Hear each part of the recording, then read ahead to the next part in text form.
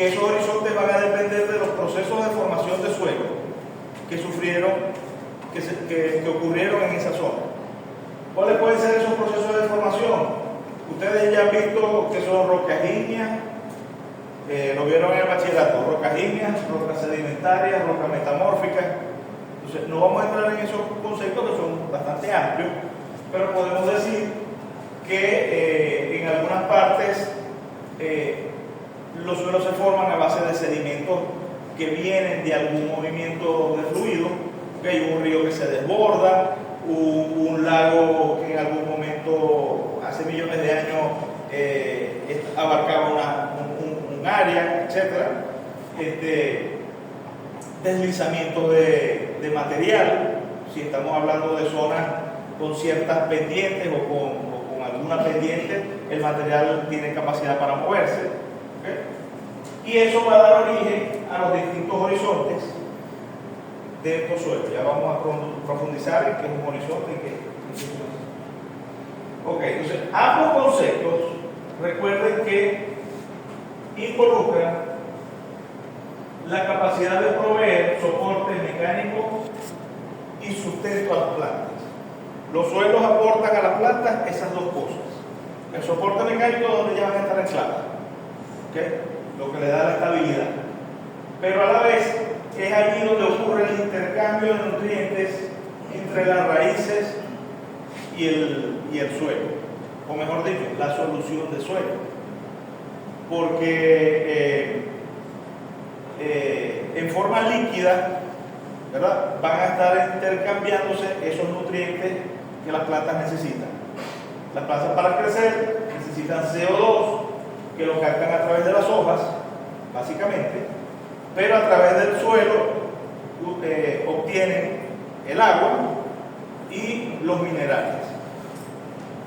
Les adelanto, los principales minerales son nitrógeno, fósforo y potasio, ¿okay? Son los macronutrientes, eso lo vamos a ver en el tema de fertilización, pero ya hay otros elementos: calcio, magnesio, zinc, incluso sodio,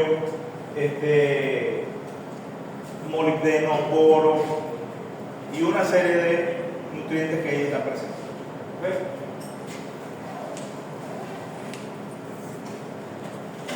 La siguiente.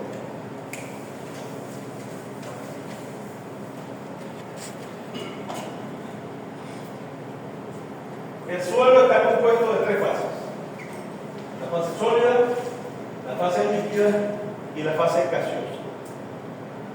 La fase sólida incluye los minerales y la materia orgánica. Los minerales y la materia orgánica representa en volumen entre un 45 y un 50%. Los minerales, esta fase sólida, ¿okay? El porcentaje de materia orgánica depende de la humedad de la zona, de la temperatura, de la producción de biomasa, ¿okay?, la presencia o no de animales. La materia orgánica no es solo excretas de animales. La materia orgánica son restos de cosecha, restos de plantas, las mismas raíces que ahí están son compuestos orgánicos. Las plantas vivas que están allí también forman parte de esa materia orgánica, ¿okay? Y por supuesto los minerales, ya los mencionamos algunos: nitrógeno, fósforo, potasio, en combinaciones que están en la naturaleza o que están de forma natural. Entonces, la fase líquida y la fase gaseosa comprenden entre ellas dos el espacio poroso.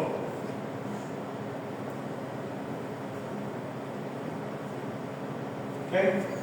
El espacio poroso. Las partículas del suelo no son completamente redondas, pero tienen cierta forma redondeada. Y eso hace que entre dos partículas, o entre varias partículas, queden pequeños espacios. ¿Lo ven? ¿Okay? Eso es lo que nosotros llamamos espacio poroso. ¿Okay? El espacio que queda entre las distintas partículas del suelo. Ese espacio poroso se va a compartir entre agua y aire. Y va a depender, y son mutuamente excluyentes. ¿Qué quiere decir? Que si yo le aplico exceso de agua, desplazo al aire. ¿Okay? Y puede ser que en un volumen determinado de suelo yo llegue a tener 0% de aire. Y en este caso, 50% de agua. Pero puede también ocurrir que llega a una sequía muy prolongada. Entonces resulta que el espacio poroso está completamente cubierto de aire y voy a tener un 50% de aire y un 0% de agua. Pero recuerden que es mutuamente excluyente. ¿Y por qué eso es importante? Porque algunas plantas, mejor dicho, la mayoría de las plantas, necesitan tener oxígeno a nivel de las raíces. Porque las células vegetales de las raíces respiran. Y no estamos hablando de la respiración, de tomar aire y expulsarlo, del uso de pulmones para hacer eso, no, respiración celular. Las células respiran, ¿sí o no? Sí. ¿Okay? Intercambian gases, se produce energía en ese intercambio de gases. Adelante. Entonces, las raíces de las plantas necesitan aire, necesitan oxígeno para producir reacciones químicas, para producir actividad biológica, incluso producen energía en forma de ATP y NADPH necesaria para la absorción de agua. Entonces, una planta que no está adaptada a las condiciones de aguachinamiento, se seca, se muere deshidratada en un charco. ¿Okay? Vamos a poner un ejemplo, un pasto muy común, el pasto guinea, no tolera aguachinamiento. Está sembrado en una zona y por alguna razón se inundó.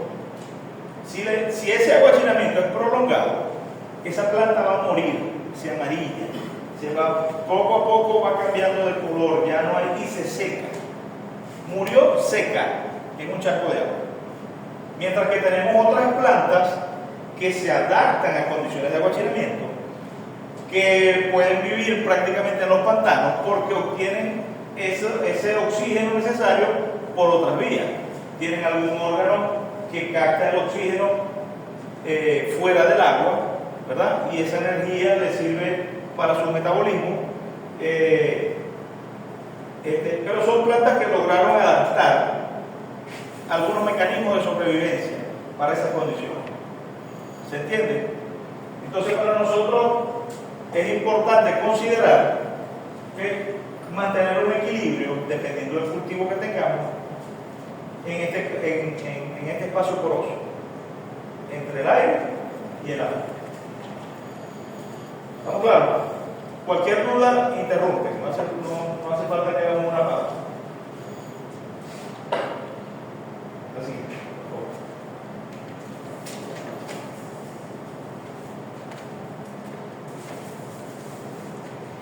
Si hacemos un corte transversal de un suelo,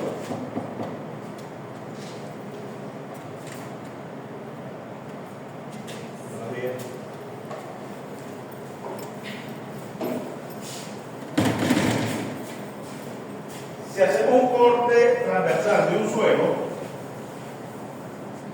¿verdad? Vamos a ver algo así.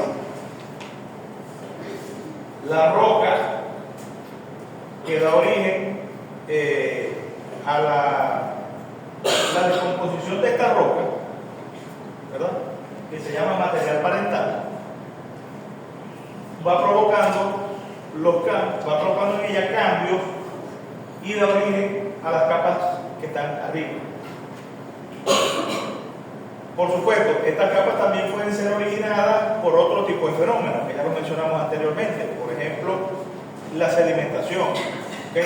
Un deslave, un movimiento de tierra. Pero tenemos más profundo es el material parental. Después vienen los horizontes, generalmente enumerados por aparición, A, B y C. ¿Ok?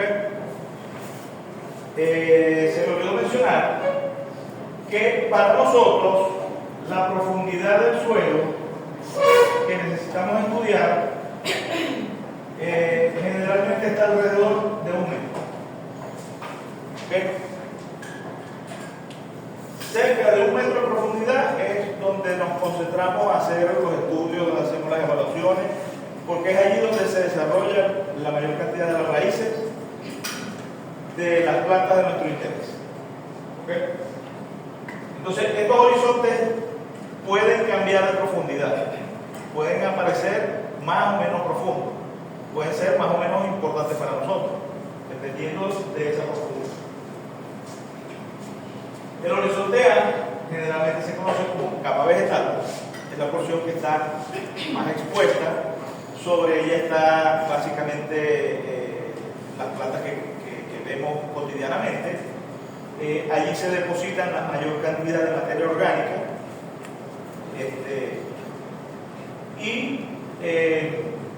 Vamos a decir, ahí es donde nosotros colocamos incluso nuestros fertilizantes. ¿Sí? Después viene el horizonte B, un poco más profundo. El horizonte puede cambiar de nombre desde el punto de vista técnico.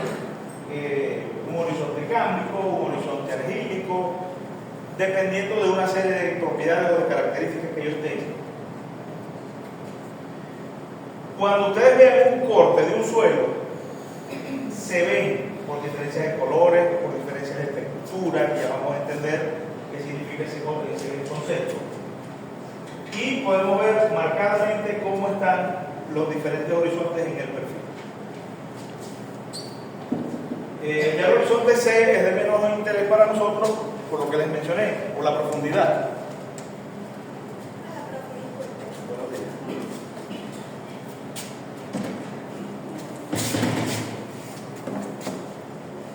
Por la profundidad.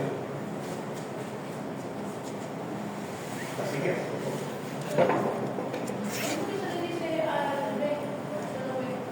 al horizonte B puede cambiar de nombre. O sea, puede tener, por ejemplo, nos vamos a familiarizar mucho con el horizonte argílico. Argílico. Desde el punto de vista técnico se conoce como BT. Ustedes lo van a ver de pronto en la bibliografía. Tenemos presencia de un horizonte BT, argílico, y él tiene propiedades. Una pregunta, ¿y en todos los horizontes hace la misma composición de minerales, agua y...? No. Porque los procesos de formación cambian, los materiales originales también cambian. ¿Okay? Entonces, incluso desde el punto de vista taxonómico, porque los suelos tienen taxonomía, desde el punto de vista taxonómico, un suelo puede cambiar en una misma finca, puede tener varios tipos de suelo. En 50 hectáreas puede tener 3 tipos de suelo, dependiendo de las condiciones. Pero los suelos son muy variables. ¿Okay? A medida que vamos profundizando, lo vamos viendo. Bueno, fíjense que este es un corte transversal de un suelo, esto se le llama calicata a nivel de campo, se le conoce como calicata. Es un orificio, un hoyo que se hace, la profundidad varía, aquí tienen 60 centímetros, la imagen muestra los primeros 60 centímetros del suelo. Tal vez no sea lo más clara posible, no sé si apagando la luz.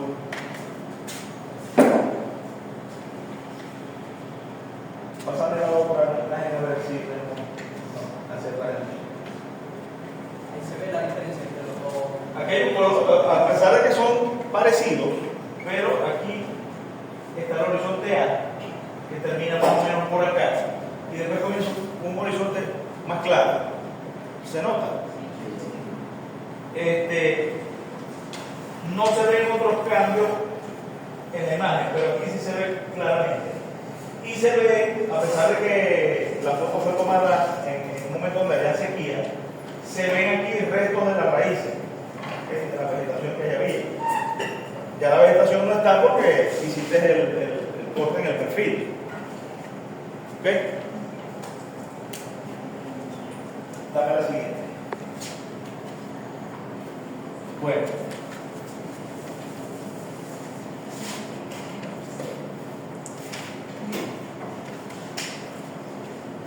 Los suelos tienen propiedades físicas y propiedades químicas. Estas propiedades son útiles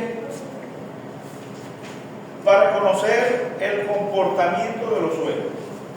¿Por qué el suelo tiene comportamiento? Bueno, el comportamiento de la vegetación en un determinado suelo. Porque nos permite, por ejemplo, imagínense que fuera que yo agarro y empiezo a discriminarlos a ustedes por propiedad. Okay, vamos a ver, ¿dónde están los más altos? Okay, vamos aquí, si apartamos a las personas más altas. Esas personas tienen más capacidad física, es probable que tengan más fuerza. Okay, es probable que yo les ponga unas tareas más rudas. ¿Sí?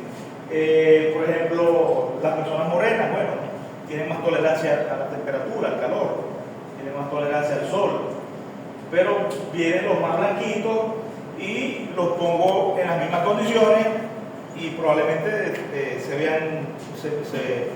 se cansen más rápido, se agobien por la temperatura, su piel va a sufrir quemaduras. ¿Okay?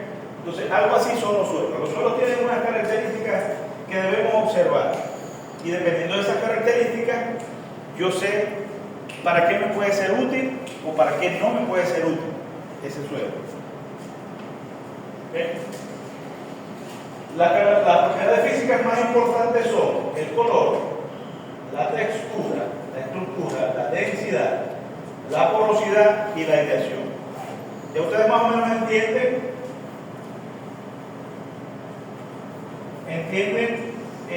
a qué se refieren esos dos conceptos, ¿sí? La presencia del poro y la aireación. Y ya saben cómo pueden afectar el comportamiento de la vegetación en un determinado suelo. ¿Sí o no? Porque ya conversamos de esto. Las propiedades químicas, la reacción de suelo, la saturación básica y la capacidad de intercambio catiónico. Cada concepto de eso lo vamos a ver uno por uno. Dame la siguiente. Okay. Hablemos primero de la textura. Y antes de hablar de la textura, tenemos que decir que los suelos tienen tres tipos de partículas. Independientemente de la composición de esas partículas, que también puede cambiar, las partículas las vamos a diferenciar por tamaño. ¿Okay? Las partículas más grandes las llamamos arena. La partícula intermedia la llamamos limo y no tiene nada que ver con esa cosa verde que se crece en los sitios húmedos. No tiene nada que ver con eso. Simplemente que es el nombre técnico que asumió esa partícula desde que se empezó a estudiar. Y por último, las arcillas. ¿Okay?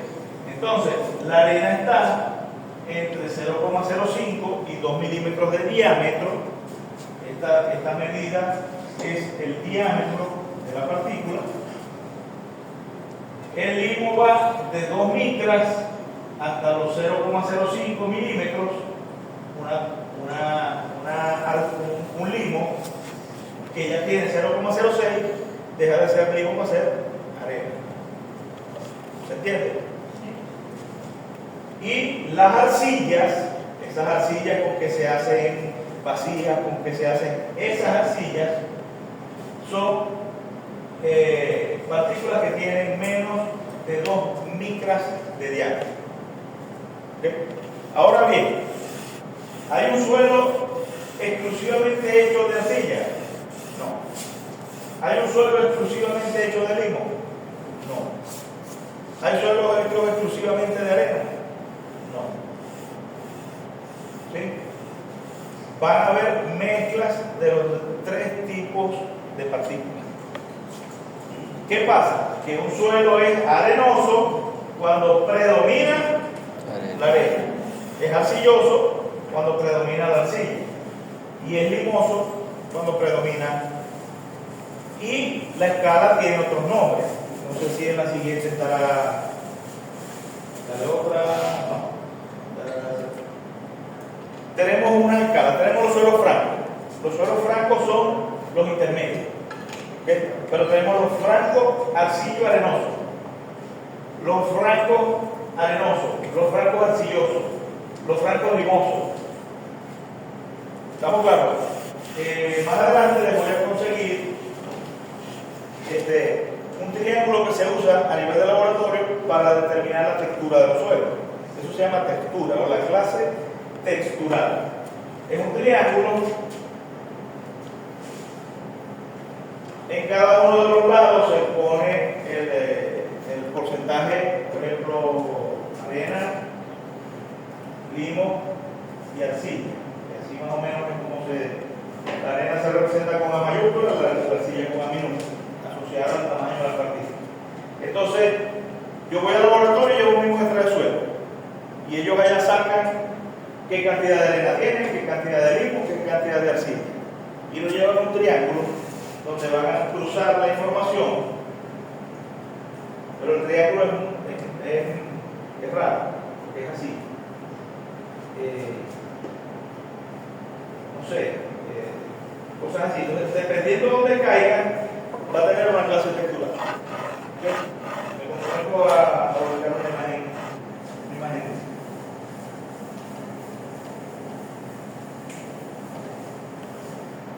Entonces, la textura no es más que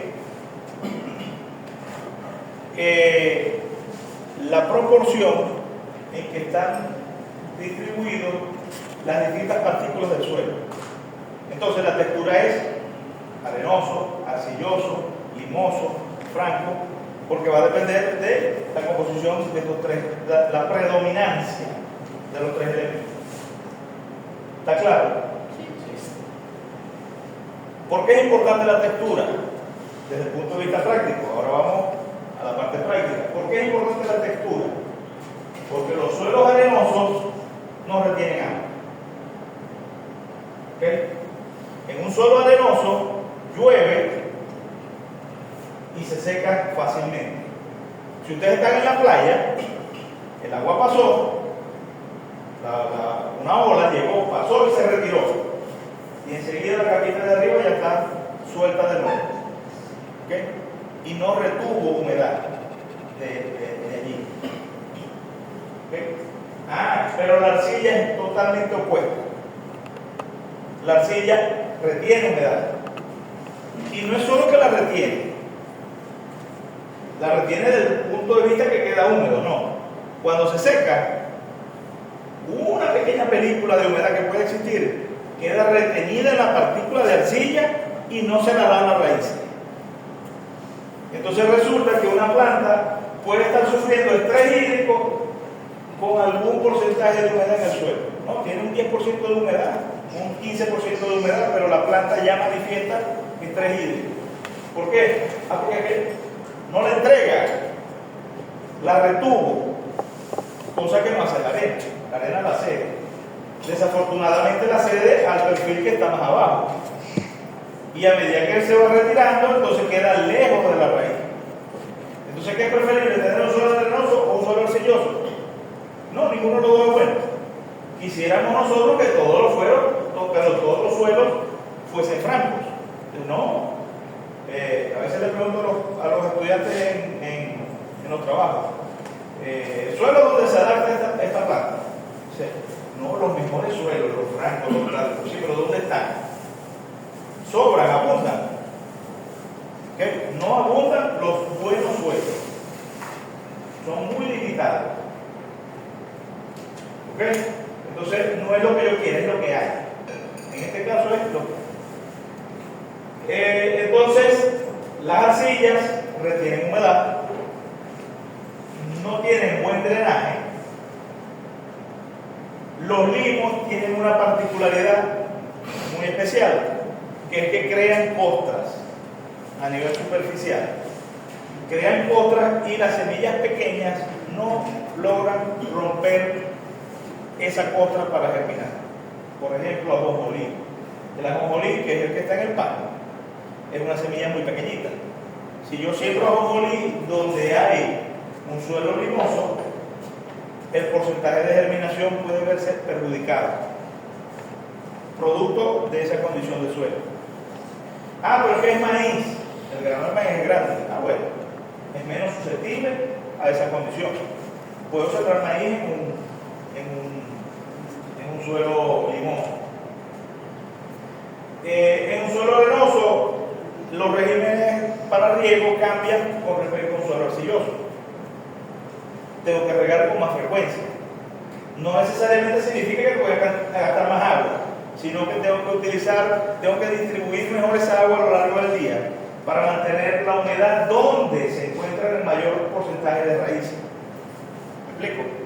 Entonces, probablemente llueva en un suelo arcilloso y pase 4 días inundado y después pasa otros 8 días con humedad.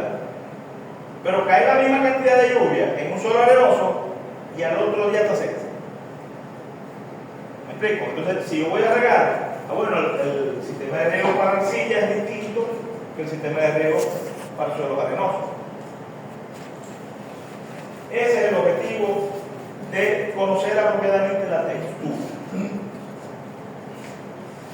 Y aquí juega un papel sumamente importante la materia orgánica. ¿Por qué? Porque la materia orgánica revierte los efectos de ambos extremos. En un suelo arcilloso, yo aplico materia orgánica y mejora el drenaje. Ese suelo ahora retiene menos agua que antes, porque el problema es que retiene agua en exceso. Yo pongo materia orgánica y retiene menos aire que antes, menos agua. ¿Por qué? Porque aumenté el espacio poroso. ¿Okay? Entonces mejora la aireación, si ese es el problema. En un suelo arenoso, que es el otro extremo, yo aplico la materia orgánica y esa materia orgánica mejora la retención de humedad. ¿Okay? El suelo se desprende con menos facilidad de la humedad que tiene o del agua que yo aplico. ¿Okay? Entonces, si el suelo se secaba de un día para otro, a lo mejor pasa un día húmedo completo, porque la materia orgánica busca un punto intermedio, mejora la retención de humedad de un suelo arenoso. ¿Se está entendiendo? Y por supuesto, esa materia orgánica, el caso que hablábamos del suelo limoso, con la costra, también lo revierte. Entonces, por eso es que una de las razones por las que hay que favorecer la producción de materia orgánica en el suelo es porque mejora la textura del suelo. No importa qué tipo de partícula sea, siempre le va a dar alguna propiedad. Aparte de eso, aporta nitrógeno, porque una forma de medir el nitrógeno en el suelo es indirectamente a través de la materia orgánica. Mientras más materia orgánica tiene el suelo, está mejor nutrida de nitrógeno. ¿Por qué? Porque el nitrógeno tiene una dinámica muy importante, cambia de forma química, que está en constante movimiento, igual o asociado a la materia orgánica del suelo. ¿Alguna duda? ¿Okay? Entonces, la materia orgánica es muy importante. Si estuviéramos hablando de cultivo y no de animales, que es lo que ustedes generalmente van a trabajar, les pudiera añadir, pero la materia orgánica puede producir enfermedades infecciosas de bacterias, de hongos, ¿okay? De protozoarios, y puede generar problemas en plántulas, ¿okay? que esos hongos y esas bacterias fácilmente colonizan las células, pero eso es para los estudiantes de agronomía. Para los estudiantes de veterinaria no está el caso, excepto que estemos utilizando aguas residuales que llevan materia orgánica fecal y que eso puede perjudicar vamos a decir, la calidad sanitaria del rebaño. Por ejemplo, los cerdos generan un parásito que está asociado a sus heces. Entonces, no debería yo utilizar las heces de los cerdos para fertilizar o para usarla como materia orgánica en un cultivo que después voy a darle a los cerdos para que lo coman. ¿Me expliqué bien? El parásito del cerdo, el que afecta al cerebro humano, el cerdo lo capta de sus propias heces. Por eso es que la granja mantiene una higiene importante y retiran lo más posible las heces del cerdo. Si yo ese material, para aprovechar esa agua, la utilizo para cultivar maíz y después ese maíz yo lo cosecho para alimentar los cerdos, estoy generando un círculo allí que favorece la presencia del parásito, ¿verdad?, en la carne de cerdo, que después va a llegar a los humanos. Entonces, rompo la inocuidad por la calidad sanitaria de esa cadena de carne, esa cadena de carne. ¿Se entiende? Entonces, todas estas cosas están asociadas. Ok, entonces la textura es la proporción en la cual se encuentran combinados los distintos separados o componentes del suelo. Y cuando me refiero a separado, me refiero a la partida. ¿No hay dudas aquí? Continuamos. O sea, ninguna textura en sí es como mala para las plantas, todo depende de cómo se utiliza. No, no es así. Entonces, El suelo, no lo dije, pero el suelo no lo puedes cambiar. El suelo tú no lo vas a poder modificar por muchas razones, incluyendo el efecto volumen. ¿Cuánto creen ustedes que pesa un metro cúbico de suelo? Un metro cúbico es 1 por 1 por 1 de profundidad. Es una tontería aquí. Este cuadrito donde estoy. ¿Cuánto creen ustedes que pesa este cuadrito donde yo estoy parado? Con 1 metro de profundidad. 3.600 kilos. Entonces, ahora calcula el peso de 1 hectárea. Que son 10.000 cuadritos de. ¿Puedo modificar yo el suelo de una finca? No puedo. Tengo un efecto de volumen que es asesino, es mortal. Ahora bien, la pregunta tiene que ser enfocada de otra manera. Tengo un suelo que no puedo cambiar. ¿Qué planta se adapta aquí? ¿Qué planta voy a adaptar a este tipo de suelo? Y por eso es que entonces en tal parte el mejor pasto es este, pero en otro lugar el mejor pasto es este, y me voy a otro sitio y el mejor pasto es este. No, pero ese pasto no da pan, no da kilos, no engorda ganado. Está bien. Trae el tuyo, se pone aquí y hablamos el año que viene. A ver cómo te fue. Este pasto da unos kilos, el tuyo aquí desaparece y a la final no da ningún kilo. ¿Me explico? Entonces, el criterio tiene que ser diferente. No es cuál es el suelo bueno, no. Es qué puedo producir bajo estas condiciones de suelo. ¿Está claro? ¿Ah? ¿Qué pasto se adapta? ¿Qué cultivo se adapta? Vamos a hacer un ejemplo. Los cereales más sembrados a nivel mundial: maíz, sorgo y arroz. Trigo, perdón. Vamos a volverlo a hacer. Maíz, trigo, arroz y sorgo. ¿Okay? Son los 4 cereales más importantes del mundo. ¿Dónde se siembran?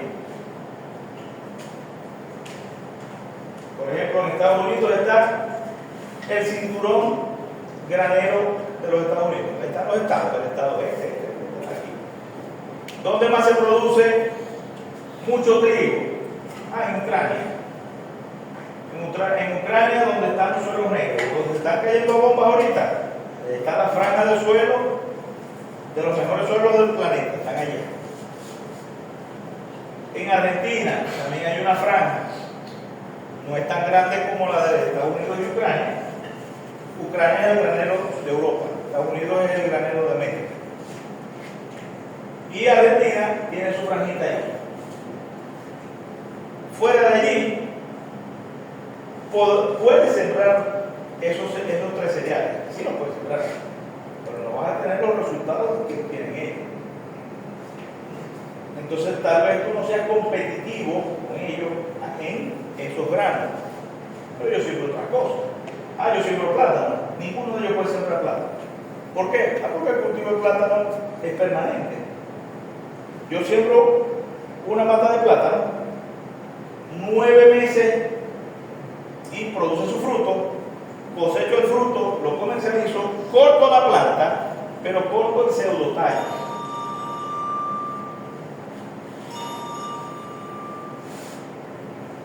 Corto el pseudotallo y espero un nuevo rebrote de la misma planta.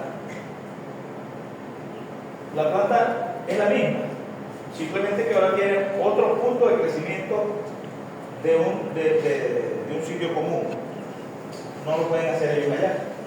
¿Por qué? Porque ellos allá los agarra el otoño y después los agarra el invierno y ya con eso le comió 6 meses. Listo, ya. No pueden sembrar eso. ¿Me explico? Entonces, los cultivos se adaptan a las condiciones de suelo y de clima de cada localidad. Otra propiedad es la estructura del suelo.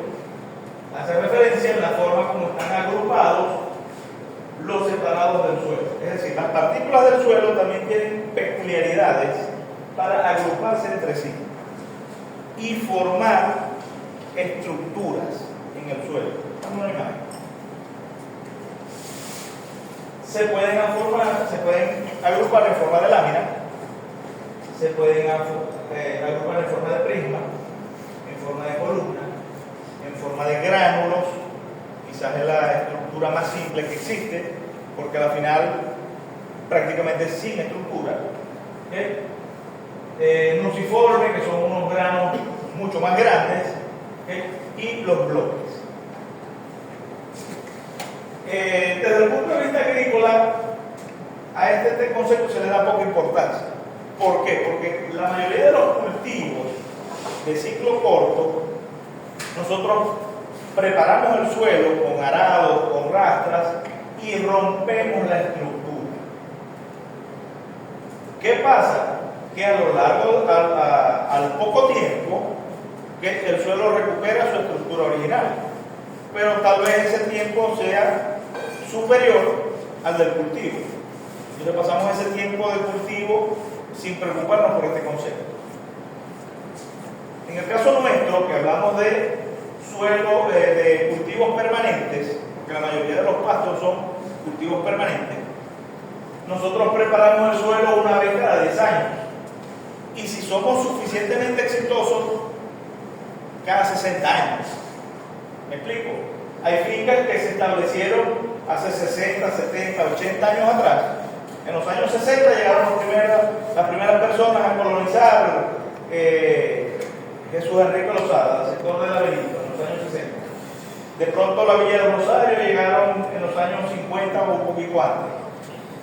Establecieron unos pastizales, lo hicieron bien, manejaron bien el pasto no desapareció y son los mismos pastos de aquella época. Yo preparo el suelo solo para establecer un pasto nuevo o para recuperar un pastizal que se perdió. ¿Me explico? Entonces nosotros podemos llegar a fincas con potreros de 60 años.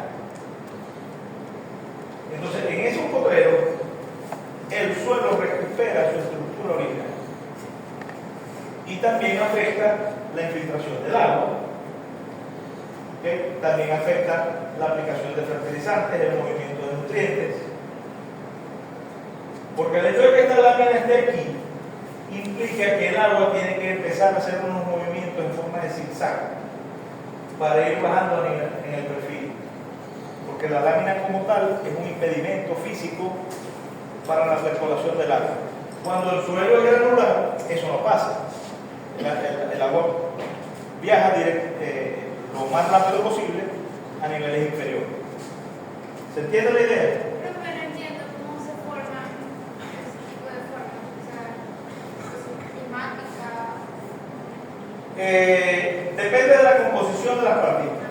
Dijimos que había 3 tipos de partículas, ¿verdad? Arena, limo y arcilla. Pero no todas son iguales. Les pongo un ejemplo. Las arcillas tienen nombre. ¿Okay? La momorillonita, la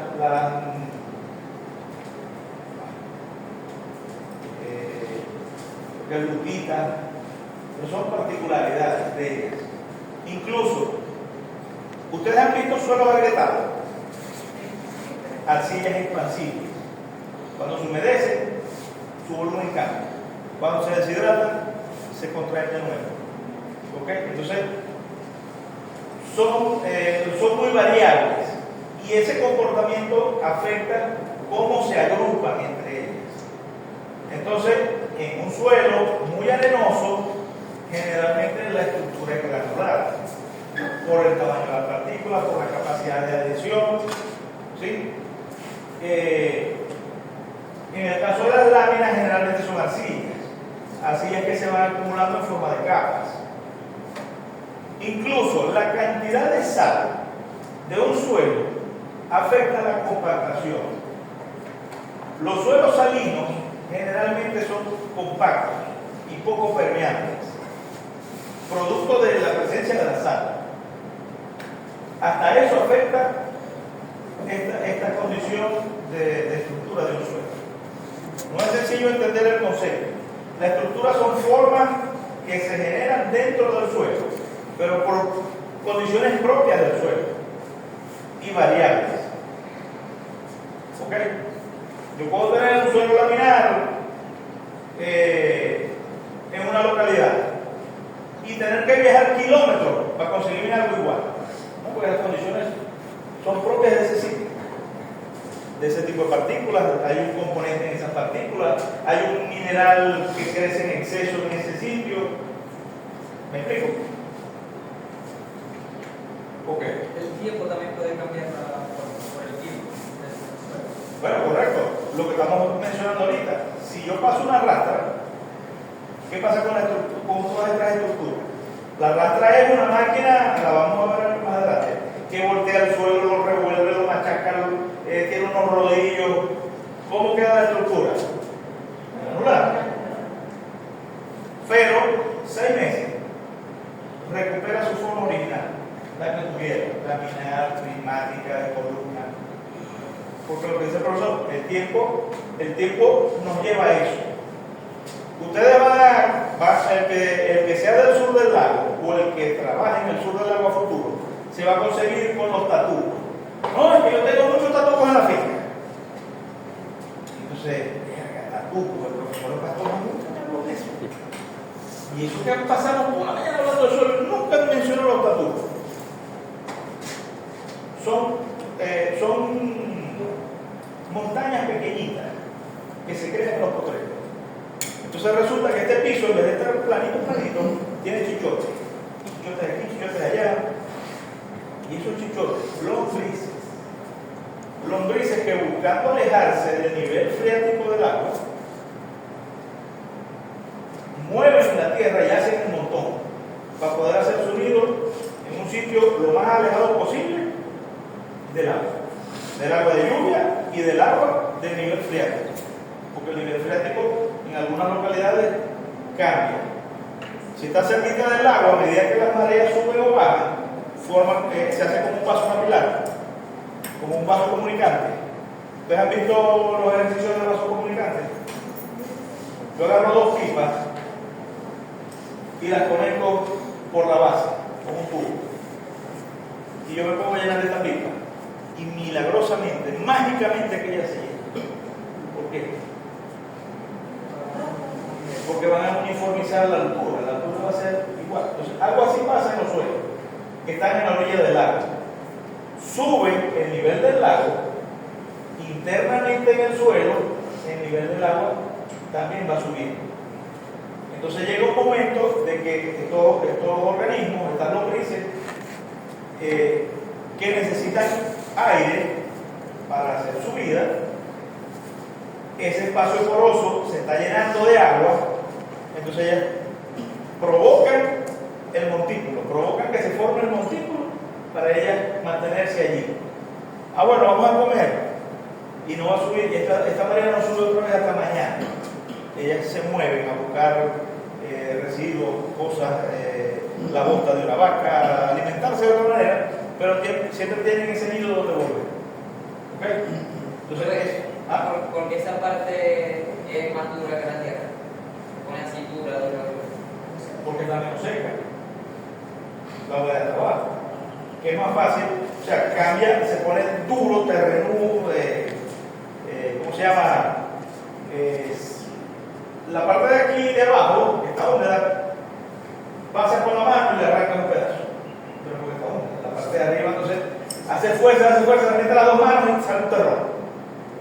¿Por qué? Porque hubo cohesión producto de que estaba seco. ¿Ok?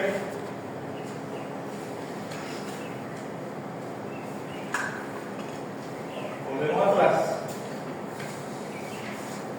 Y más atrás. Ok. Hemos hablado de textura, de estructura. Ya hemos hablado de porosidad y agregación. Me falta la densidad y el color. Por regla general, el color también me habla de las propiedades del suelo.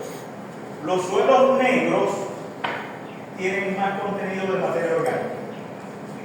¿Okay? Los suelos claros se consideran suelos lavados. Y los suelos rojos tienen altos contenidos de hierro. ¿Verdad? También son lavados, pero adicionalmente a eso tienen alto contenido de hierro. Entonces, cuando yo llego a una zona y hago un corte, una calicata en el suelo para evaluar el suelo, inmediatamente veo los colores. Y algo de esos colores, algo ya me están transmitiendo, ya me están diciendo. Tengo, no tengo, me falta, no me falta, soy un suelo pobre, lavado, ¿okay? Soy rojo, estoy en la villa, soy rojo, aquí la vegetación es bajita toda. Suelo pobre, lavado, con exceso de hierro. Por supuesto, el hierro no es que sea una limitante muy grande para el desarrollo vegetal, ¿okay? Pero ya, incluso a la hora de comprar una finca, eso ya me está diciendo algo sobre el valor de la tierra. ¿Se entiende? Suelo negro, suelo rojo y el otro. Los suelos claros, pero hay muchas tonalidades de claro. Y la densidad, a los que les gusta la matemática y la química y pensaron que con veterinaria se iban a alejar de ahí, igual. La densidad es igual a masa sobre volumen. ¿Okay? Entonces yo cuando digo que un suelo tiene una densidad de 3.6 kilogramos por metro cúbico, por centímetro cúbico.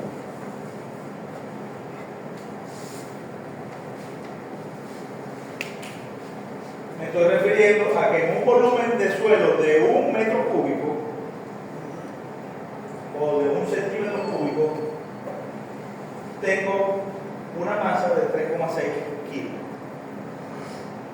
¿Están entendiendo esto? Lo veo mirando como si no entendiera. Densidad es masa sobre volumen. En promedio, nosotros tenemos una densidad alrededor de 3.0. ¿Okay? Y significa lo que yo dije ahorita, que en este metro cúbico hay 3.600 kilos. ¿Correcto?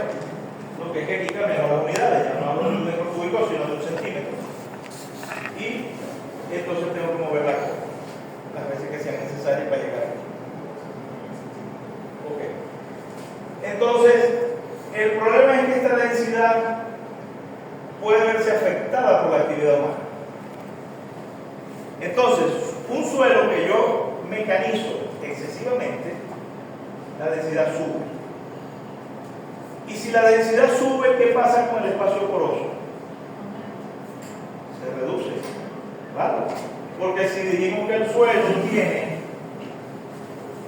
50% de espacio poroso, ¿cuánto pesa el espacio poroso?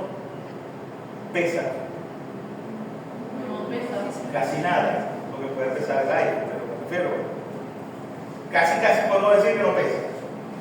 Y el 50% es de materia orgánica y minerales.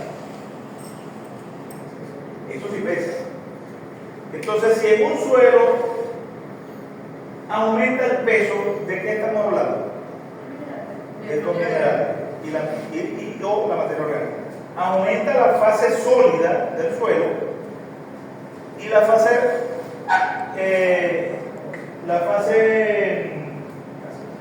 gaseosa o líquida, porque usamos el término líquido, la fase líquida se reduce porque el espacio está ahora cubierto por mayor cantidad de minerales y por eso es que la densidad sube.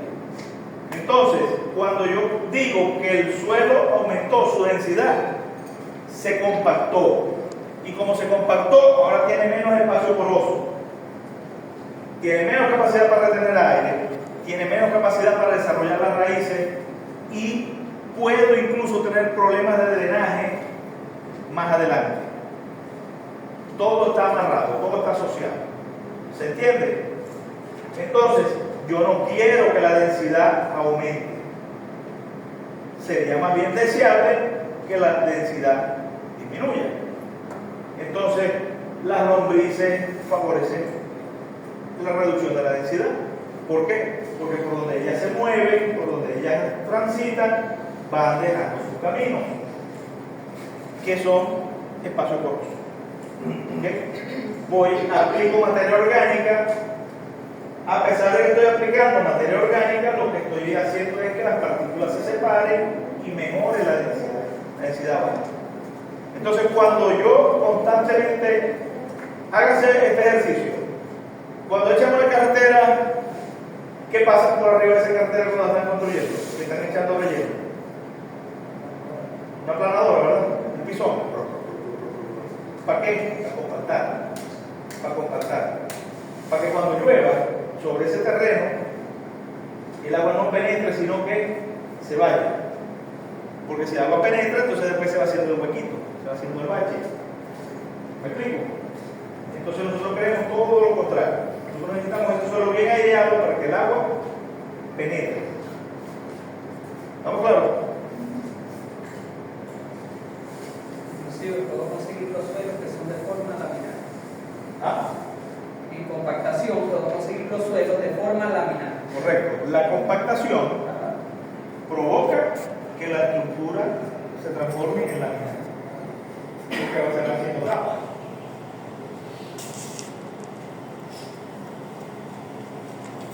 Ahora vamos con las propiedades químicas.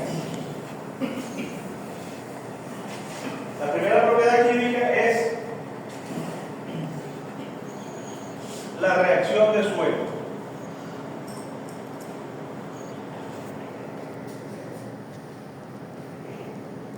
En el examen pregunto, ¿qué es reacción de suelo? Es como el suelo responde a las cosas que... No, así no es. No es nada de eso. Nada de eso. La reacción de suelo se refiere al pH.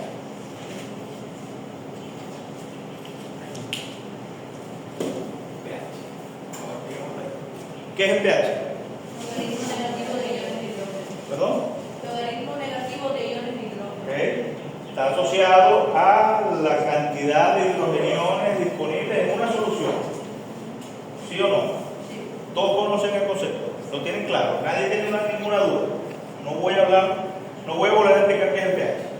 ¿Ok?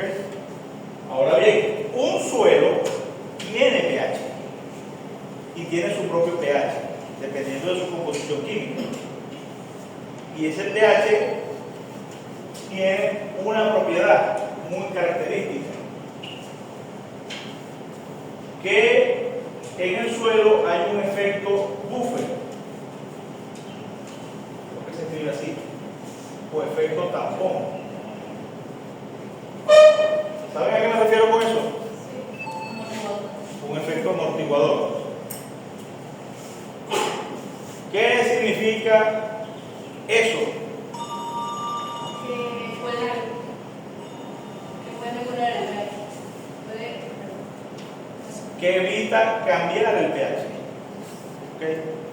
Nosotros hacemos algo para que el pH cambie, que él se regresa a su estado original, porque tiene esa capacidad. Okay, entonces, sabiendo ya lo que es el pH, un suelo tiene un pH. ¿Desde dónde a dónde va la escala de pH? De 0 a 14. Fue bien en química.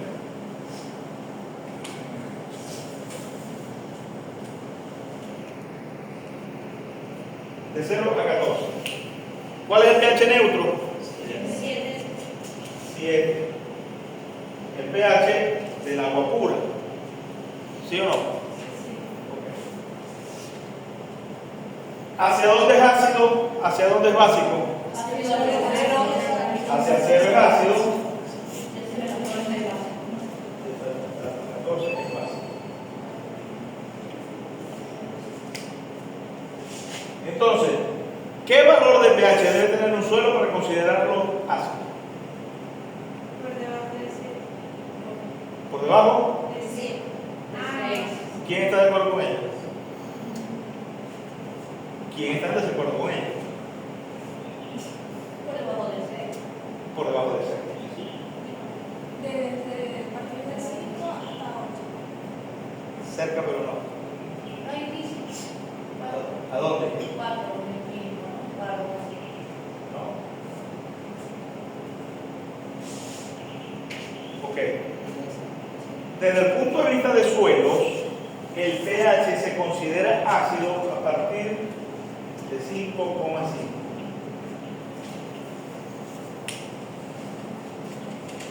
De aquí hacia acá no es ácido. Algunas bibliografías dicen ligeramente ácido, pero nosotros no lo consideramos ácido. De aquí para acá, ácido.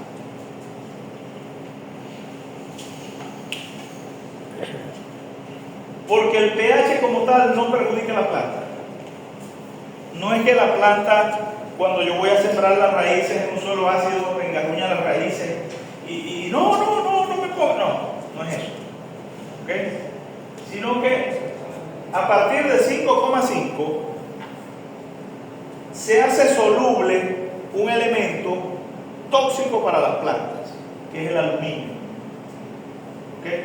El aluminio está presente en el suelo y está presente en todos los suelos. El problema es que en un suelo con un pH superior a 5,5 está acompañado de otros elementos, de calcio, de azufre, ya vas a ver, está acompañado de otros. Entonces se hace un grupo y ese grupo van agarrados de la mano y no quedan por la puerta y no pasan juntos, no pasan por esta puerta. Pero resulta que cuando el pH es 5,5 se van separando los amigos y va quedando el aluminio menos acompañado que antes y ahora pasa por la puerta. Y esta puerta es las raíces de la planta y entra a la célula de la planta y provoca toxicidad. El aluminio está presente, pero en una forma química incapaz de pasar por las membranas celulares de las raíces. ¿Se entiende? Entonces no produce ningún tipo de toxicidad a pesar de que está allí. No es soluble. ¿Ok? Entonces no entra a la planta. Si no entra a la planta es incapaz de hacer daño. Pero si el pH es menor a 5,5 se libera de sus amigos y queda en una forma química más pequeña, capaz de pasar a través de las membranas de las raíces y una vez dentro de la planta o dentro de la célula vegetal provocar el daño por el cual ella es tóxica. el aluminio es tóxico. ¿Quedó claro? Entonces, un suelo es ácido a partir de 5.5. Menor a 0.5.5, suelo ácido. ¿Qué vamos a hacer con un suelo ácido? Hay dos formas de actuar. Una forma es aumentando el pH del suelo, utilizando enmiendas. La enmienda más común es la cal agrícola. El encalado del suelo. Ustedes han escuchado hablar del encalado del suelo. Primera vez. ¿Okay? Tú agarras cal, carbonato de calcio, y lo aplicas en un volumen de suelo determinado y provocas que este pH, el monto que sea, aumente. Y ahora yo coloco allí la planta que yo quiero poner, ¿verdad? Y se va a desarrollar excelente. El problema es que el suelo tiene un efecto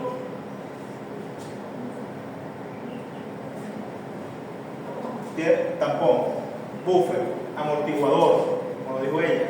Entonces, ¿qué pasa? Que al poco tiempo regresa a su estado natural. Entonces yo voy a sembrar un cultivo de ciclo corto, maíz, melón, encalo, siembro, cosecho, y probablemente para una nueva siembra tengo que repetir el procedimiento. Casi seguro que tengo que repetir el procedimiento porque ya él ya hizo el efecto amortiguador, volvió a su condición natural. Ahora, la opción B, busco una planta tolerante a suelos ácidos, la establezco allí y me olvido de encalar recurrentemente, con frecuencia, y puedo utilizar ahora cultivos permanentes. Ya puedo utilizar cultivos de 1 año, de 2 años, cultivos permanentes como los pastos, que no necesito resembrar y que ellos están adaptados a esa condición. ¿Se entiende? Son las dos posibilidades que hay. ¿Ah? Utilizar especies adaptadas a condiciones de acidez, de suelo ácido. Entonces vienen los brasileños a dar una charla de pasto en Venezuela y te dicen: los venezolanos son flojos. Sí, son flojos. Siembran una vez y no quieren sembrar más. Y yo estoy loco por meterle semilla. Pero ellos son flojos. Ah, ya, está bien. ¿Y ustedes cómo hacen? No, nosotros encalamos y sembramos todos los años. ¿Qué es eso? Está bien. ¿Y quién produce la semilla? La compran en divisas. No, la producimos allá en Brasil y la pagamos con reales. Coño, qué bien. Nosotros no. Nosotros tenemos que buscar los dolitas. Sí. Bueno, y ahora vamos a analizar el tema del encalamiento. ¿Qué cantidad de cal agrícola voy a utilizar para lograr este objetivo? 10 toneladas por hectárea. ¿Por qué no 20? 20 suena mejor. A mí me gusta más el número 20. Bueno, pues el tema es que yo tengo que saber cómo medir eso y cómo tomar decisiones con eso. Los análisis de suelo te van a decir qué cantidad de aluminio intercambiable hay, qué cantidad de aluminio disponible hay, y por cada mili equivalente, un mili equivalente de aluminio 3 positivo me obliga a aplicar 1000 kilogramos de cal agrícola.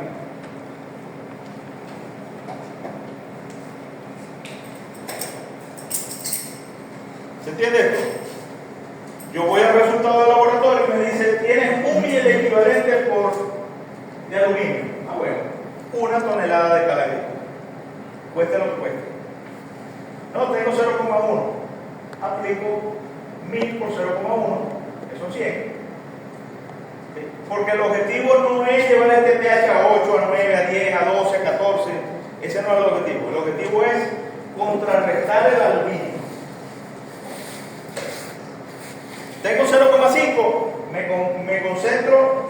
anular el 0,5 de aluminio. Nada. ¿Por qué? Porque que si he hecho más para llegar a 8, para llegar a 9, en 3 meses estoy donde mismo estaba antes. ¿Se entiende la idea? Yo tengo un pH de 5. De 5. Ok. Es así. Y tengo un miliequivalente de aluminio. Para yo llevarlo a 8, tengo que utilizar como 4 toneladas de cal. Para llevarlo a 8. Pero es que el objetivo no es ese. El objetivo es controlar el aluminio intercambiable. Entonces aplico 1 tonelada. 1000 kilos de cal por hectárea incorporado en el terreno. ¿Está claro esto? Ahora, para los veterinarios, ¿qué efectos voy a ver en los animales bajo condiciones de suelo ácido? ¿Los animales se van a beneficiar o se van a perjudicar? ¿Cómo se perjudican? Falta de minerales. ¿Ah? Falta de minerales. Antes de llegar allá, vamos a la tableta. Así se comportan estos señores, los vamos con las bacterias, el nitrógeno, el calcio, el magnesio, el fósforo, el potasio, a distintos pH. Resulta que el fósforo se hace poco disponible. No significa que no está allí. Pasa lo mismo que pasa con el aluminio, pero en el sentido contrario. ¿Okay? A medida que el pH se reduce, le aparecen amigos al aluminio, al fósforo. Y ahora la molécula de fósforo es enorme y es incapaz de pasar por la raíz. Lo mismo que con el aluminio, pero al inverso. Entonces, el fósforo, el potasio, el nitrógeno, todos ellos se ven afectados su absorción por parte de las raíces, producto del pH. Entonces, si la planta no absorbe fósforo, para poner un ejemplo, que es el ejemplo más apropiado, si la planta no absorbe suficiente fósforo, ¿cuánto fósforo es capaz el animal de captar a través de la hoja de la planta? ¿Okay?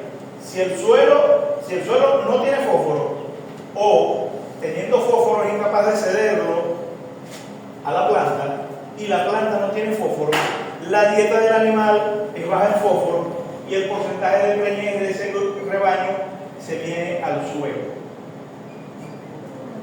¿Ok? El porcentaje de preñez del rebaño se reduce, la eficiencia reproductiva baja, producto del déficit de fósforo. Pero que yo soy un tipo mercatario, yo soy un campeón. Vamos a comprar fósforo por tonelada y lo vamos a echar en el potrero. ¿Ya? ¿Y vos pensáis que va a mejorar la tasa de absorción de la planta? No va a pasar. No va a mejorar la tasa de absorción de la planta. ¿Por qué? Porque hay un efecto asociado al suelo.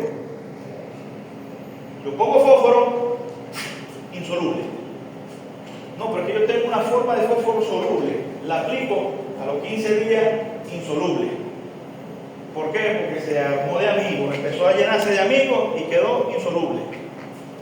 Entonces, la forma más directa es a través de la dieta, dándole minerales directos al animal. Bueno, pero es que la tasa de absorción de los minerales en el animal tampoco es el 100%. Un 40 o 50% se defeca en las heces. ¿Y dónde cae? En el suelo. Hicimos un círculo, pero en este caso va a ser virtuoso. Entonces, está bien, el suelo no me lo cede, pero por lo menos no se perdió, está allí. El fósforo no se lava como otros nutrientes, no se volatiliza como otros nutrientes. ¿Me explico? Entonces, pregunta de examen, ¿qué es el pH? ¿Y cómo afecta a las plantas y a los animales? El pH, ¿qué es la reacción del suelo? Es la cantidad del pH y tal, y afecta que un pH pH bajo incide en que se hace soluble el aluminio y es tóxico para la planta. Pero hace insoluble el fósforo, que no es aprovechado por las plantas y no está cedido a los animales y el animal no se prende. 20 puntos. Ya está. ¿Estamos claros? La siguiente, por favor. El pH ácido hace soluble el aluminio y hace insoluble el fósforo. El mismo pH provoca los dos efectos. Y así con otros minerales. ¿Perdón? Y así con otros. Y así otros minerales. Las bacterias que fijan nitrógeno en el suelo, en asociación con las leguminosas, no les gusta la acidez de los suelos ácidos tampoco. Entonces no logran, ¿cómo se llama eso? No logran fijar nitrógeno del ambiente. Entonces no se consiguen los objetivos de nosotros invertir en establecer especies forrajeras leguminosas.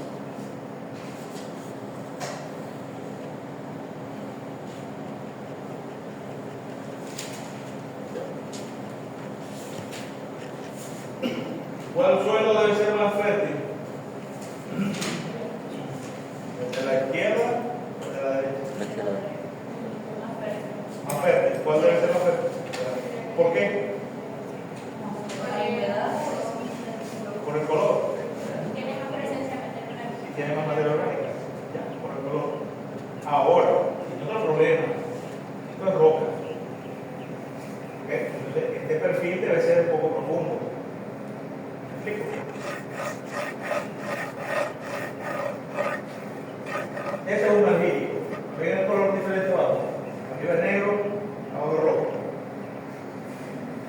Entonces, los suelos de la cuenca del lago de Maracaibo, los suelos de la planicie de Maracaibo, desde la ciudad universitaria, desde aquí hasta el pie de la sierra, todo lo que es la sabana de la villa, la carretera de Perijá, hasta la villa de Rosario, por aquí por la Concepción, todos tienen un suelo más o menos parecido.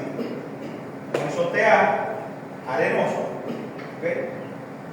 Y un horizonte B, un horizonte argílico, un horizonte BT, arcilloso. Esos suelos tienen una peculiaridad. Está prohibido en ellos utilizar el arado. ¿Por qué? Porque el arado voltea el suelo. Hay que saber diferenciar arado y rastra. Lo vamos a diferenciar más adelante. Pero el arado voltea el suelo. La rastra rompe la estructura y desterrona. No es lo mismo. Si los suelos de la planicie de Maracaibo se voltean, este horizonte rojo queda descubierto, queda expuesto y es impermeable. Y ahí es muy poco lo que crece. Los que caminan por aquí por la ciudad universitaria van a ver en muchas partes que aflora un suelo de color rojo, es el argílico. Lo que pasa es que mientras más cerca de la ciudad, el horizonte A es más delgado. Entonces, en menos de 30 centímetros se consigue el horizonte argílico aquí en la ciudad universitaria. Menos de 30. Ya por el kilómetro 40 ya necesitamos 50 centímetros para conseguir el horizonte. La Facultad Veterinaria tiene una granja experimental en el kilómetro 25. ¿Alguna vez han ido? ¿Tú sí fuiste? No, paso por ahí, pero ya está. Ok, bueno, pero en esa granja, en alguna oportunidad hará. Y el horizonte argílico afloró. Y ahí no crece nada. Está excelente para hacer una visita y llegar allá y decirle, esto no se hace. ¿Okay? Porque el suelo se volteó y quedó inútil. Habrá que esperar muchísimos años para que de alguna manera se pueda recuperar. ¿Ah? Empezar a colocar materia orgánica. Y algún tipo de vegetación para que vaya. Profe, o sea, no sé si es estúpido, pero ¿y si se vuelve a voltear tampoco? O sea,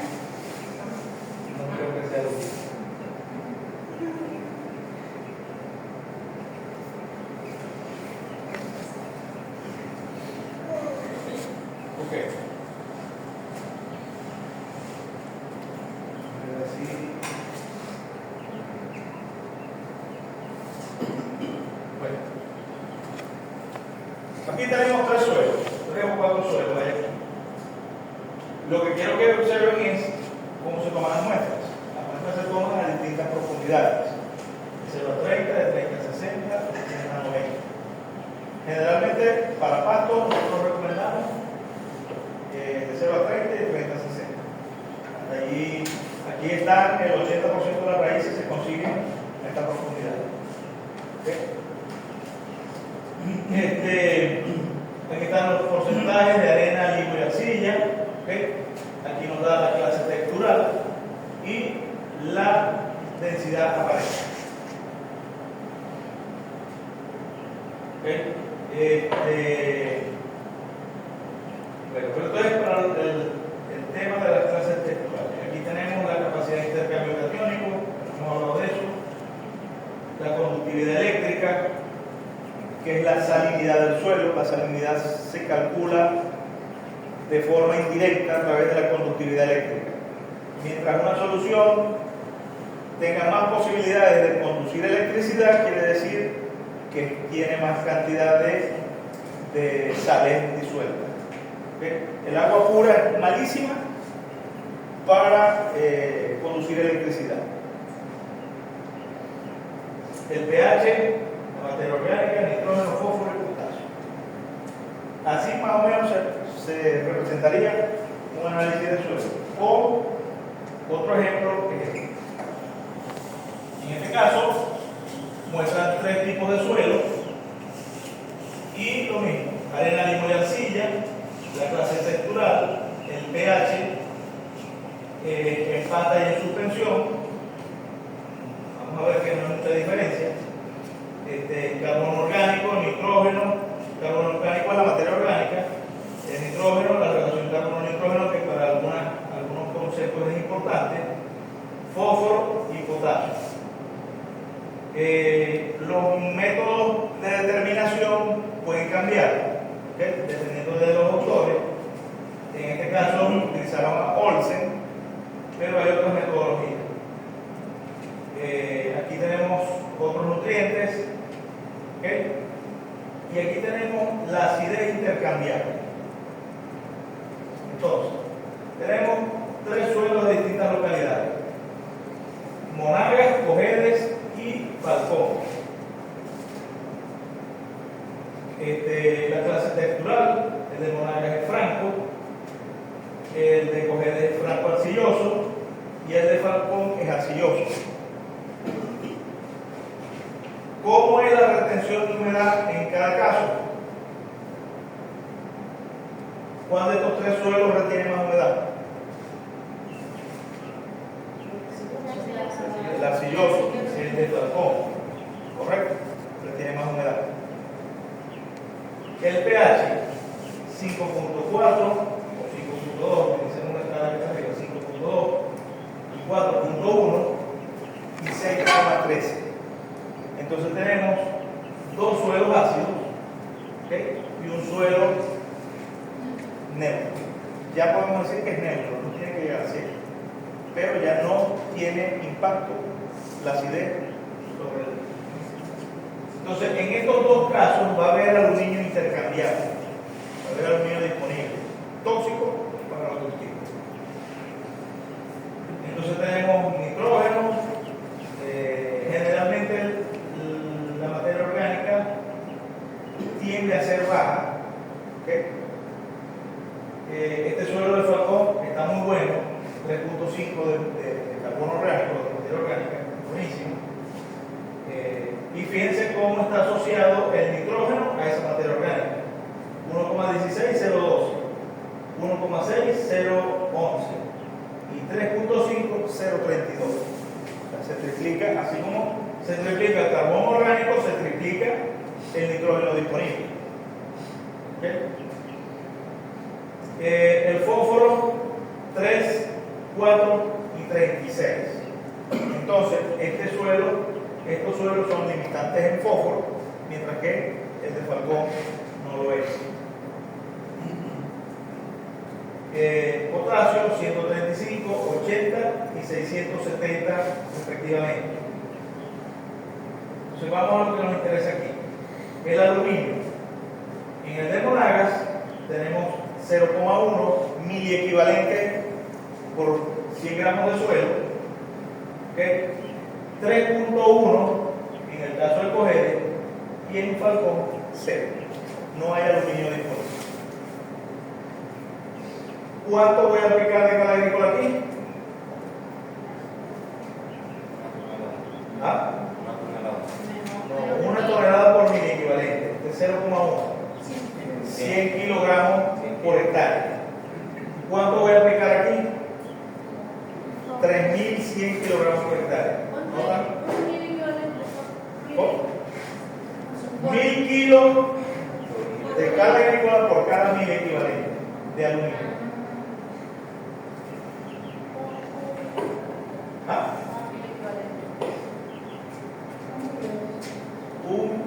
1.000 equivalente. Vamos a explicar el ejemplo. Los equivalentes están asociados al peso atómico de la partícula. Eso es química de cuarto, quinto año. ¿Okay?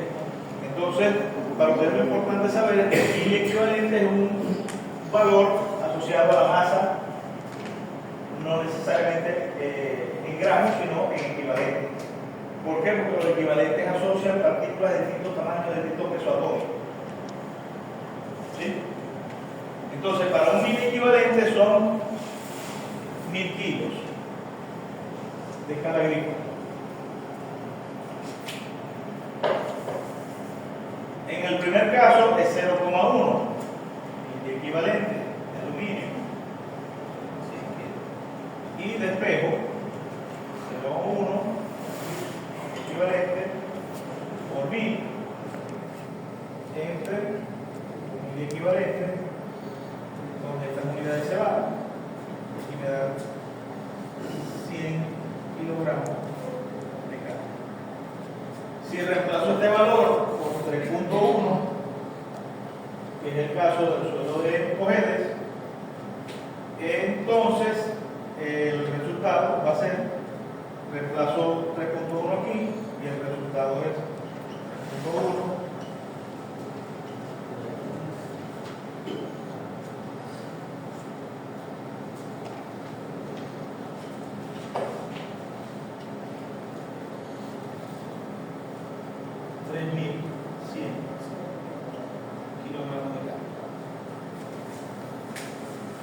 Entonces, yo decido si gastar 3.000 kilogramos de cal para poder sembrar un cultivo o simplemente buscar un cultivo que se adapte a las condiciones de así de su suelo. Y que ese cultivo además puede ser permanente. ¿Se entiende? Ok, entonces hablemos ahora de capacidad de intercambio catiónico.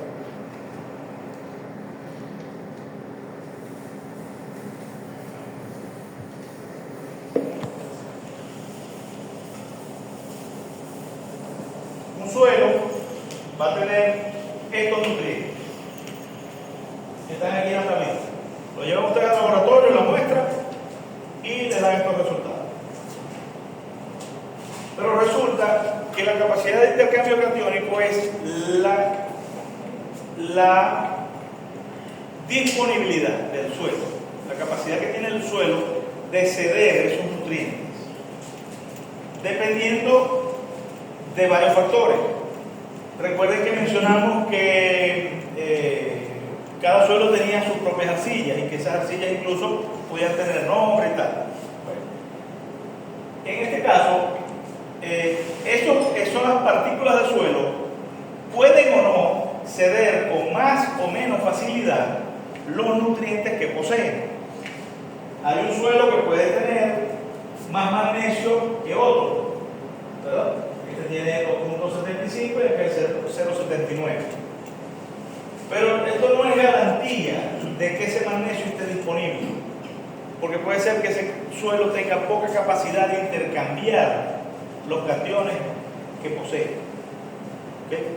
Imagínense que ustedes tienen dos amigos, uno es más rico que el otro, pero el rico es duro, no brinda.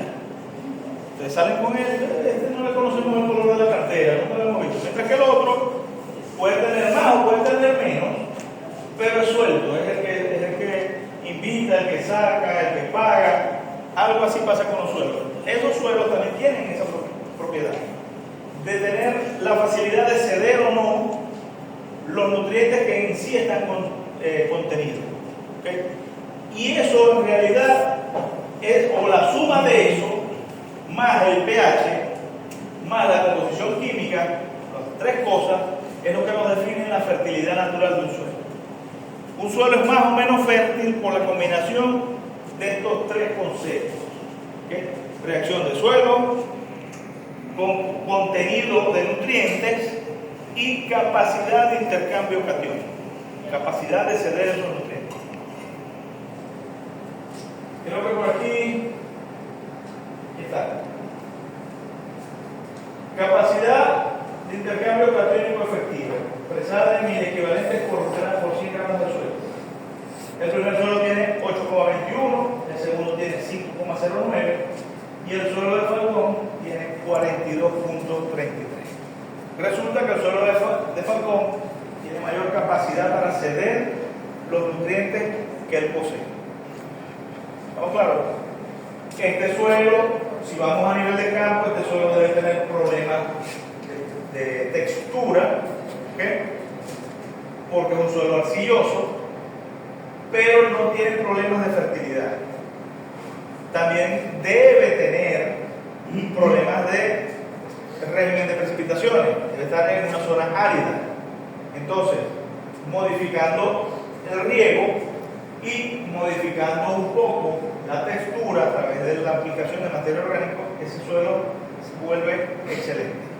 ¿Okay? Porque ya de por sí tiene un buen pH, tiene buenos contenidos de nutrientes y tiene una buena capacidad de intercambio catiónico. Entonces, no podemos transformar los suelos a nuestra conveniencia, pero sí podemos ir adaptándonos mínimamente a esas condiciones. ¿Se entiende? ¿Alguna duda? Esto es lo que he dicho de las tres condiciones cuando un suelo es Para que afecte a la fertilidad natural.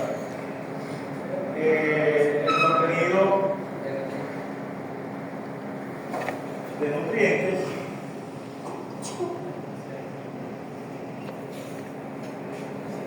y la capacidad de intercambio catiónico. Estos tres elementos determinan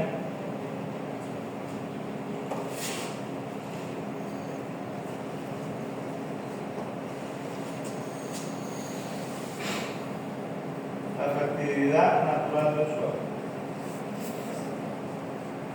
Fertilidad natural de un suelo.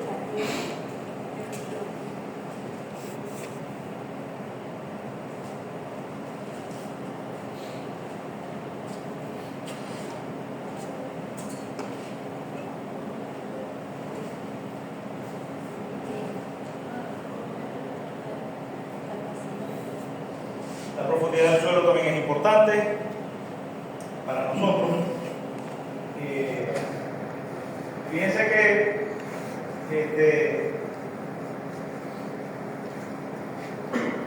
los suelos de la planicie, como dijimos, la profundidad del horizonte argílico varía. El horizonte argílico es impermeable. Entonces, en la ciudad universitaria, el suelo puede ser así, mientras que en la carretera de Berijá, a la altura del kilómetro 25 al kilómetro 40, ya puede ser más profundo. La planta tiene más volumen donde explorar, buscar nutrientes y agua, y por supuesto debe tener más capacidad de producir biomasa.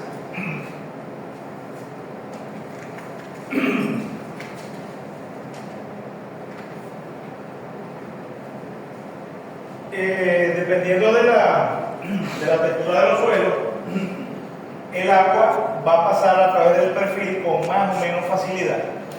Y una vez que llega esa agua a estar lejos de las raíces, ya deja de ser útil. ¿Okay? Entonces necesitamos que los suelos retengan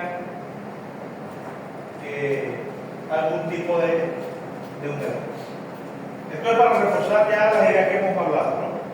¿Qué pasa con la fase líquida y sólida en un suelo? Es reemplazada, ¿okay? El espacio poroso puede estar reemplazado o no por agua o aire, y que son mutuamente excluyentes. ¿Sí? El mismo suelo húmedo lo podemos ver algo así como esto, mientras que seco lo podemos ver de otra manera.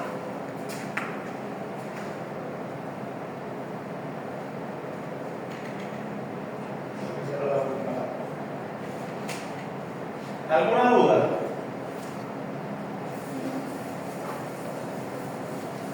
¿Alguna duda? ¿Preguntas? ¿Puedo volver a explicar el pH? ¿Qué era el pH? El pH. ¿Cuánta cantidad de grilo?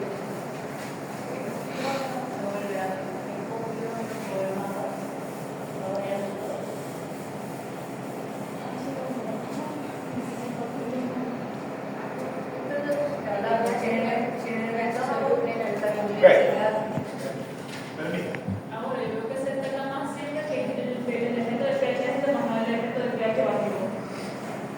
¿Cuánto es un pH básico exactamente? Porque, bueno, el pH básico cuando supere el valor de 7, ¿ok?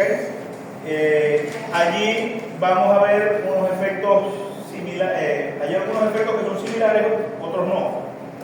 Básicamente la solubilidad de algunos elementos, ¿ok? Pero no hay un elemento que sea tóxico cuando los pH son elevados. Y adicionalmente a eso, se presentan con menos frecuencia los suelos alcalinos que los suelos ácidos. Por eso es que se habla poco de eso. Para entender lo del pH,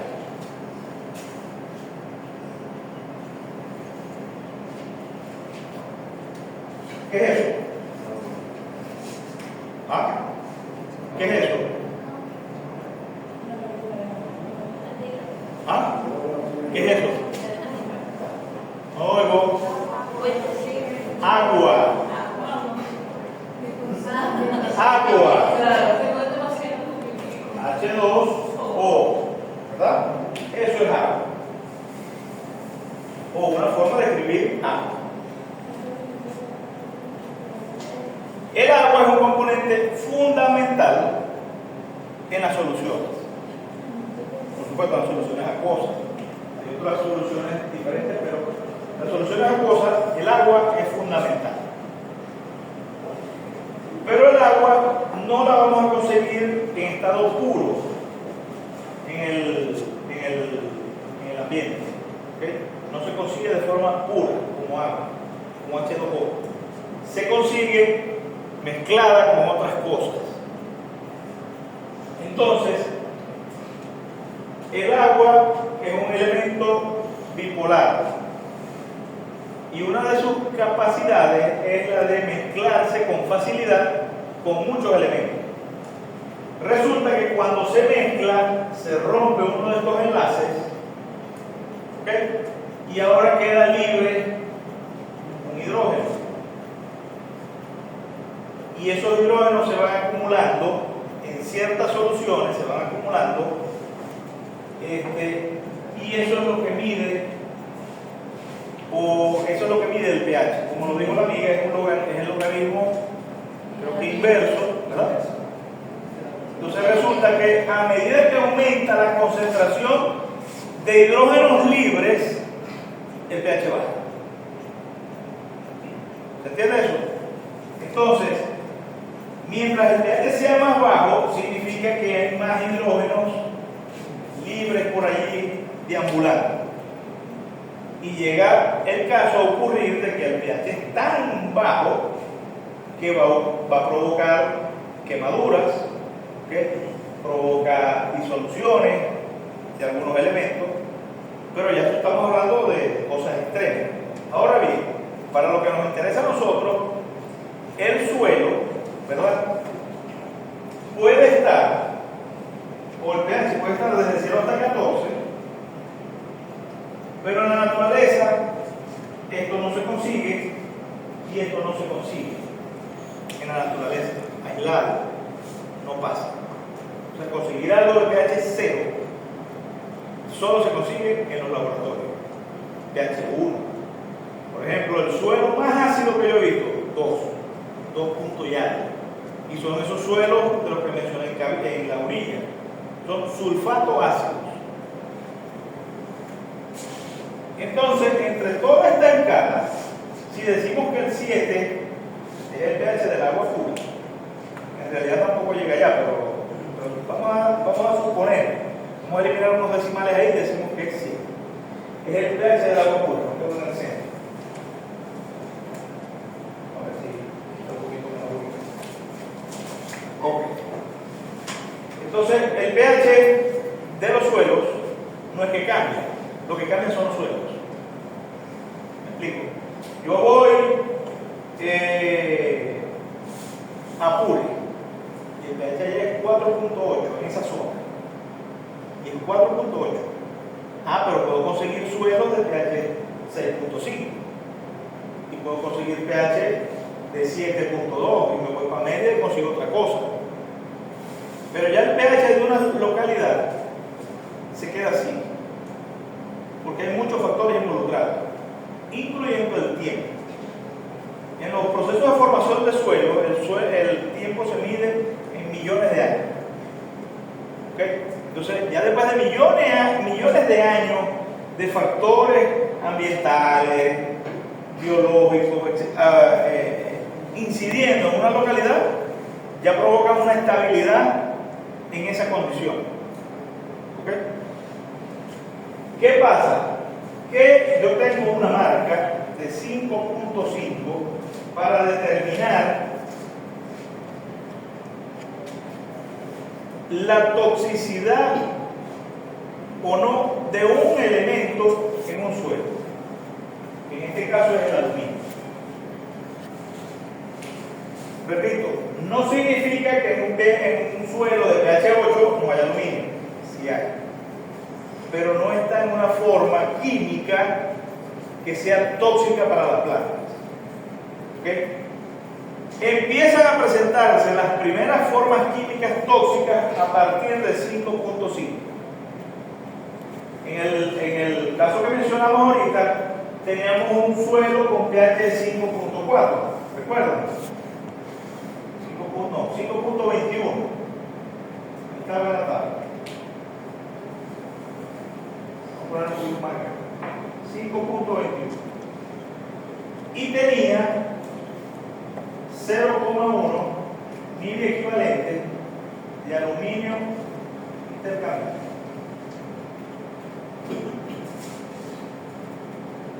O aluminio soluble. ¿Sí? Pero teníamos otro suelo de otra localidad con un pH de 4. ¿Recuerdan? No me acuerdo cuánto era el decimal. Pero había una localidad donde el pH era 4. ¿Qué pasaba con el aluminio aquí? Era más alto, ¿verdad? Era 3.1. Era más alta la cantidad que se puede absorber la temperatura. El aluminio disponible. Porque es que mientras más ácido, el mismo aluminio queda más disponible. Les repito, hagamos este ejercicio. Buscamos a 10 personas que se agarren de los brazos y que traten de salir por la puerta. ¿Verdad? No pueden pasar. Pero resulta que cuando el pH llega a 5.2, suelta a 2 de esas personas. Entonces, se demora en pasar, pero algunos pasan, va a ir pasando. Pero resulta que entonces, en vez de sacar 2 o 3, sacamos a 8 y solo dejamos 2 personas. Tienen mucha facilidad para salir o para estarse moviendo de un lugar a otro. Entonces, ¿qué es lo que está cambiando? Lo que está cambiando es el tamaño de la molécula química. Porque, repito, es difícil conseguir en la naturaleza moléculas solas. No vamos a conseguir el agua pura, no vamos a conseguir el aluminio puro. ¿O es que ustedes creen que ya en el Buri ustedes con una pala sacan un rollo de esos de papel aluminio para forrar la cocina. No, ustedes van a conseguir bauxita. Y la bauxita está mezclada con otros elementos, con hierro, con cosas. Pasan por un proceso industrial de separación y de purificación de ese aluminio. Y eso es lo que está pasando aquí. Simplemente que el pH hace que este aluminio reduzca el tamaño de la molécula en la que viaja, y esa molécula ahora pequeña pasa la membrana celular por los distintos mecanismos, por osmosis, por bombas de hidrógeno que ahí existen para el intercambio de agua y de nutrientes, pero eso es otro tema. Entonces, eso es lo que está pasando. ¿Qué pasa con el fósforo? Todo lo contrario. Las moléculas que están, los elementos que están asociados al aluminio, que se sueltan, de algún lado me voy a agarrar y me conseguiré el fósforo. Ahora voy y atrapo al fósforo. Es el mismo proceso, pero a la inversa. Se libera de las moléculas que lo acompañan, el aluminio, y el fósforo entonces ahora empieza a acompañarse de gente indeseable dentro de la planta. Y no puede pasar, son muy grandes. Hay una fiesta y este trae mucho colado. Yo invité al fósforo, pero él se apareció con todos los demás. Entonces yo no más que invité al fósforo, se me va a acabar la cerveza. Algo así está pasando en el suelo entonces. El aluminio se libera y tiene más facilidad de entrar. El fósforo se acompaña de otras partículas y la molécula crece y ya no pasa por la membrana, por el tamaño. Eso es lo que está pasando. Entonces, ¿es la acidez la que está dañando? ¿Es la acidez la que provoca daños en las células, daños en las plantas? No. Lo que le sirve es de vehículo para facilitar o no la entrada de algunos nutrientes. Facilitar la entrada del aluminio, que es tóxico, perjudicando la entrada del fósforo, que es necesario para el crecimiento. ¿Quedó claro? Si no quedó claro, lo volvemos a repetir. No pasa nada. ¿Ok? ¿Quedó claro? Entonces, este